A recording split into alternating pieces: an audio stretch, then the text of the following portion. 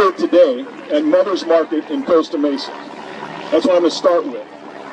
The reason that we're here in this location, first and foremost, is that the city of Costa Mesa decided to pass, I won't even say an ordinance, because it's not an ordinance, it's not a law. An order came down from the city council, from the mayor's office, and then the police, of course, have to unfortunately be put in a position to be the mask police once something like this happens. I'm sure that's not a high priority for them.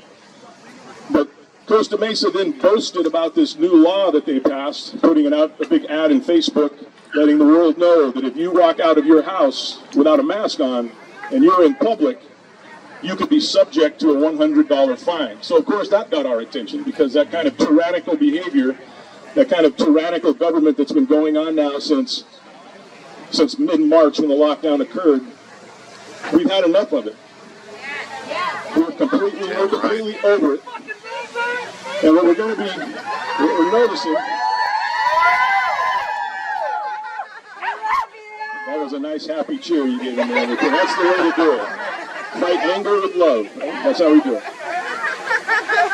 So Costa Mesa decided to double down on all of this tyranny that's going on out there, up and down the state, up and down the coast, Oregon, Washington, California. You go to the other side there, New York, Connecticut, New Jersey. You got these states that are actually working together right now to keep the economy down, to keep us down. And it's about a political, this is the first weaponized virus, politically weaponized virus in the history of mankind. We know this. Masking is just a part of that. So we're here at Mother's Market also because Mother's Markets, and it's ironic that these health food stores are the most aggressive in attacking customers that walk in without a mask. We walk in without a mask because we know how to stay healthy. We stay healthy by allowing our immune system to do its work. We stay healthy by eating healthy, not by wearing a petri dish over our mouth and our nose and inhaling bacteria, inhaling and rebreathing our own CO2. It's so unhealthy. There's so much science and evidence out there that tells everybody, if you just look for it and quit listening to Fauci, even though Fauci said in March 8th in a 60 Minutes interview, I'm looking at it, there's no reason to be walking around with a mask. And if you remember what Fauci said, he went back and forth, and he said, you know, the reason that I lied to you when I said not to wear a mask is so that there wouldn't be a rush on masks and PPE, and our health professionals wouldn't be without a mask. So he was willing to risk the lives of potentially millions of Americans, infect millions of Americans, in the interest of this lie to protect the PPE and the masks. Doesn't make any sense, does it? The fact that he even admitted that is insane. Exactly. Now, there's going to be speakers up here that are going to speak at greater length about the mask than I am. I'm not here to speak about the science of masks. What I'm here, my message is today, for those of you that know, I spent 24 years in law enforcement, retired as a police chief. I started my career with the Orange County Sheriff's Department and spent the majority of my career in the city of Fontana out in the IE, 20 years there.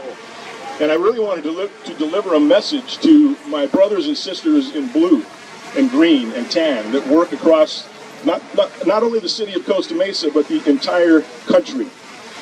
And we are living in a lawless society right now, with random laws being enforced and made, and especially as a result of this so-called health emergency. But we have Hillary Clinton and Barack Obama still running around free. When you look at Obamagate and you look at the myriad crimes that Hillary Clinton has committed, felony after felony after felony, and yet nothing. But we see across the country, I remember in March watching 3 police officers in Philadelphia pull an African-American man in a business suit, drag him off of a bus because he was not wearing a mask. Right? I mean, you would think to yourself, just a few months ago, you would think, there's no way that could happen in my country. Yet it has. So my message really today is about the lawlessness of our society today in this bizarre place that we find ourselves in, and law enforcement's reaction to it, and the reaction that they need to have, that they really need to think about. Because we go from this lawlessness at the federal level to then Gavin Newsom, the criminal, in Sacramento. And every time I speak, I refer to Gavin Newsom as a criminal, not a governor. And the reason that I call him a criminal is because just like we're talking about here, I know what's going on out there. You know what's going on out there. And trust me, Gavin Newsom knows what's going on out there. And he is on the other team using this virus as a weapon for political power. And when he does that, he knows that people are dying out here. Yep. We have millions unemployed. We have people committing suicide out of depression, spiraling down into drug and alcohol addiction, children being abused in the home because they can't go to school, and those bruises and scars can't be seen by somebody who would report it to Child Protective Services or some authority who would intervene. So all these things are happening. People are dying. And I spoke in Sacramento a while back, and I asked the crowd, I want you to think about this. Back in my police days, when I was a detective working a homicide case, we would put pieces of a puzzle together. And we came to that conclusion that, yes, this person acted with intent and malice aforethought, and his action led to this person's death. You know what we called that? Murder. Exactly. And that's why I always repeatedly call Gavin Newsom a criminal whenever I speak about him. Good. Now, we are starting to see some light at the end of the tunnel. We are. I'm going to tell you about it. Thank you. Did all of you hear about that brave sheriff of Marion County in Florida? Give him a big hand.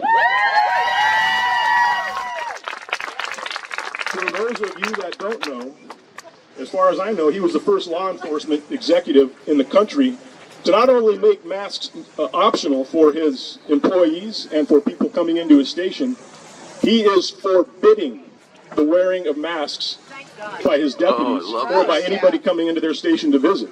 Awesome. Now, as a former law enforcement professional, that makes sense. And here's another reason. For those of you that haven't heard this statistic, the city of Santa Ana has had a 50% increase in their robberies since masking became mandated.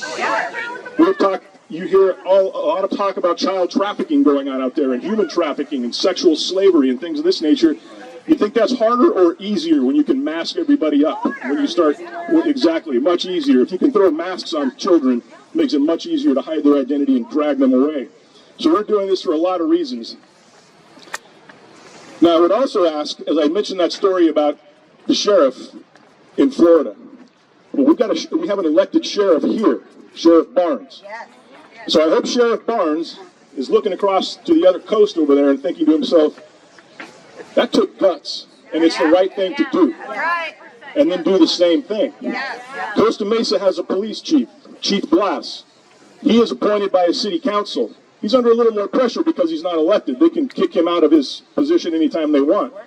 But so what? Sometimes it's necessary to say, I'm going to do the right thing, and you do what you got to do, council, but I and my men and women are not your masked police. And then go on from there.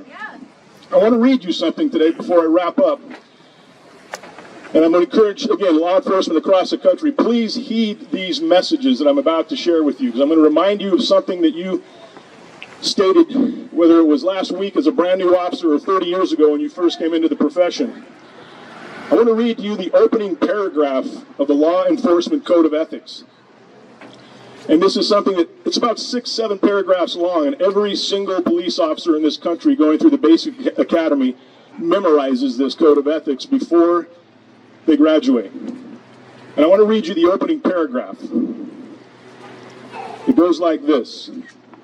As a law enforcement officer, my fundamental duty is to serve mankind, to safeguard lives and property, to protect the innocent against deception, the weak against oppression or intimidation, and the peaceful against violence or disorder, and to respect the constitutional rights of all to liberty, equality, and justice. That's the opening paragraph. That's where they really want the officer to focus on that. That's what starts the code of ethics. I'll read that last again. And to respect the constitutional rights of all to liberty, equality, and justice. Yes. The next thing I'm going to read to you is the same oath that I took when I went into the Army back in 1982. And then the oath I took a few more times in my law enforcement career when I went into the academy, and I went to a few different police departments. Each time I went there, I had to take that same oath. And it should be noted Not just military and law enforcement take this oath. All elected officials across the country also take this oath, including the Costa Mesa City Council. I'm going to read this to you. This is the oath. I do solemnly swear or affirm that I will support and defend the Constitution of the United States against all enemies, both foreign and domestic. And that's where we are today, folks, fighting domestic enemies. That I will bear true faith and allegiance to the same. That I take this obligation freely, without any mental reservation or purpose of evasion.